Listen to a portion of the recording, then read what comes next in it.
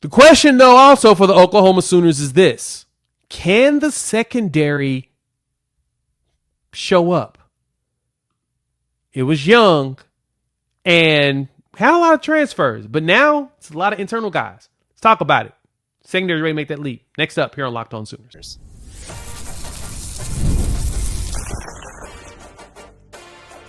You are Locked On Sooners, your daily podcast on the Oklahoma Sooners. Part of the Locked On Podcast Network, your team every day. And thanks again for making Locked On Sooners your first listen every single day. Shout out to all the everydayers out there for tuning in and subscribing to the show. You can find us wherever podcasts are downloaded and listened to, as well as here on YouTube. So make sure you hit that like and that bell notification so you don't miss a single episode whenever it drops. The secondary has been a point of contention with the Oklahoma Sooners. Me and John have talked about this for a bit, and I went back and had to dig to get a better understanding of why we have felt like the secondary has been, slightly a struggle.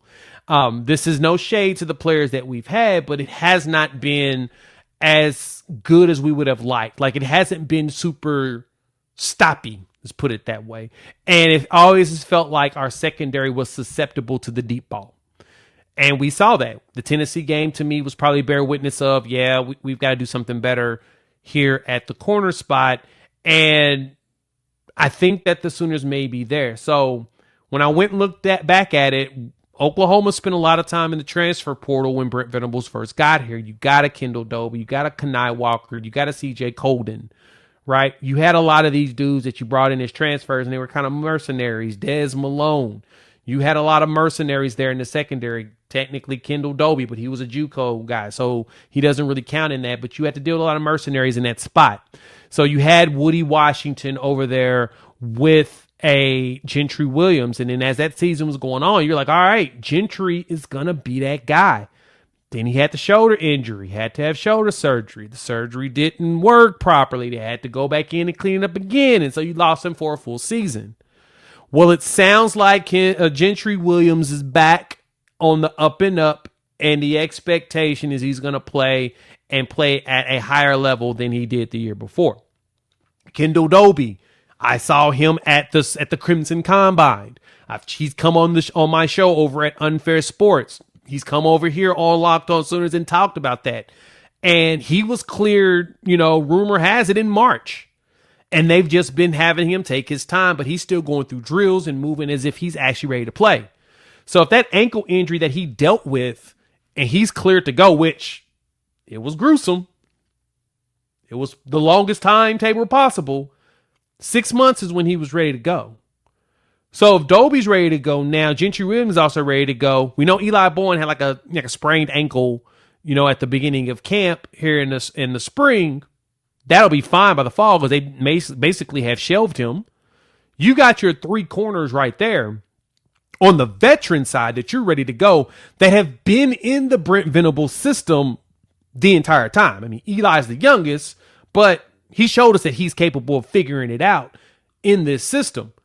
But then you bring in some of the other younger guys right behind him, a Jacoby Johnson, one player that we're hoping will, figure out his two left feet and go out there and not fall, but still be able to play. We talked about the 24 class on the last segment. That's where Jeremiah Newcomb comes in, and Devon Jordan comes into play. That secondary is sitting with more so veteran guys that should be ready to go today. And then on top of them, you've got the true freshmen and Cortland Guillory, right? You got Tristan Haynes back there. You got Malik Hawkins, bigger corners to go with everybody else.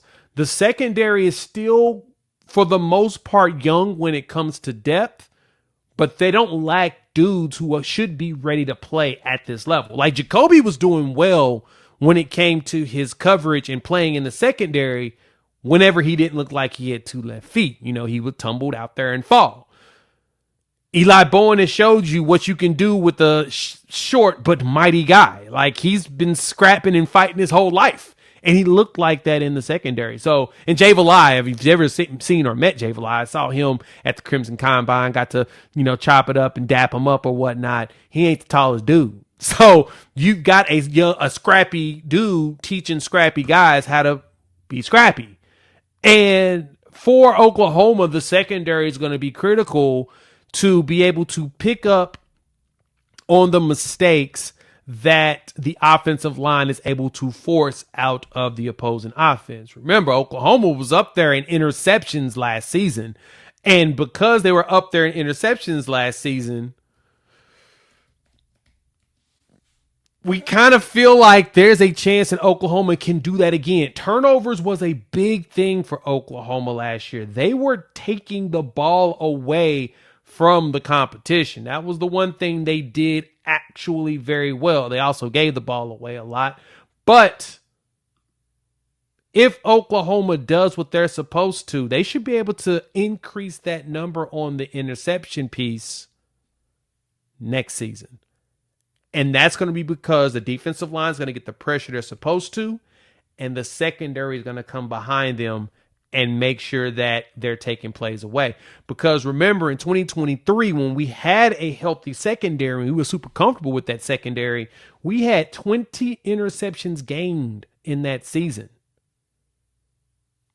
20 interceptions. Huge. And we traded off last year's interceptions for sacks and forced fumbles. Something that none of y'all complained about. We had 12 forced fumbles last year. We only had 9 picks because we dealt with so many injuries just as a team. But I expect this secondary now to take that lead. They have the guys to do it. That 2024 class is the one that this is their time to shine. I mean, I would say the 2023 class is probably one. We'll talk about breakout candidates for them on the next show because there are some. There's ones on offense and defense that should do it, even though we've had actually a larger amount of transfers than I actually anticipated. Oh, my goodness. We had a lot of transfers out of 23 class. We'll dive into that on tomorrow's episode. But the one thing to keep in mind when it comes to this episode, this component when it comes to the secondary making this leap is if the Oklahoma Sooners live up to expectations, I expect them to have more than 20 interceptions next season. 20 interceptions is the number that I think the Oklahoma Sooners defense can do on the secondary side, because I think that the defensive line can force a lot of tip passes, which leads to interceptions, something that we saw in 2023. I remember one thing fans were pretty upset about with that 2023 team, even though it went 10-2 in the regular season and lost in the bowl game to go 10-3 overall, that they didn't have very many sacks. But the one thing you realize is when they were playing against all these teams in the Big 12 was everybody's playing max protect. Team that didn't play max protect against them was Texas. And Texas gave up 5 sacks in that game. And they also gave up 2 interceptions and a fumble recovery. You see that, right? That's something that this team can do well whenever they have the opportunities in front of them. The SEC, they ain't going to go max protect against us. They expect to be able to run through our offensive line, right? They expect to be able to dominate our defensive line. And so nobody's going to run max protect out there in the SEC, in my personal opinion. They're probably going to be like, we dare you. We doubled up. We triple dog dare you, no Sykes, to go through us. Let me see what you got. Well, because we've got considered one of the best defensive lines in the country, as well as one of the best in the SEC, that defensive line should be able to create all kinds of opportunities for the secondary. And so the DB side, we should be solid. We know the safeties are like Robert Spears-Jennings and a 2023 candidate, Peyton Bowen, should be ready to go. If not, Jaden Hardy is going to be right there from 2024 with Reggie Powers and Michael Boganowski. We got 5 dudes there in the safety room that I have no concerns about, and I expect actually to show up and show out. Even with the transfer, Kendall Daniels getting the opportunity to play a little cheetah. Your entire secondary is way more veteran, way more understanding of how Brent Venables want to do things, and they're also extremely physical and very much physically gifted. I know they can handle the SEC. We've synced it. Now we need to have the corners to do it, and I think Gentry Williams is that dude. Gentry is a corner that can actually play at the SEC level. Eli has shown that he can. You just got to not put him in certain situations. but he'll cause problems. I mean, heck, him and Ryan Williams was a fun battle to watch when we played against Alabama, and Eli got a pick. So if there's anything that you know, Eli's going to bait them boys into doing something they shouldn't do, and he's going to force it to where he's going to have an opportunity to get a pick. So all I know is keep your eyes open. I do think that the Sooners will shock you all, especially out of the secondary. And so let's see how that goes. Well, that's it here for Locked On Sooners. Thank you for tuning in and being part of the show. We appreciate you pulling up. Make sure you subscribe to the show wherever you get podcasts. We are free and available wherever podcasts are downloaded and listened to, as well as on YouTube. So hit the like button as well as the bell notification.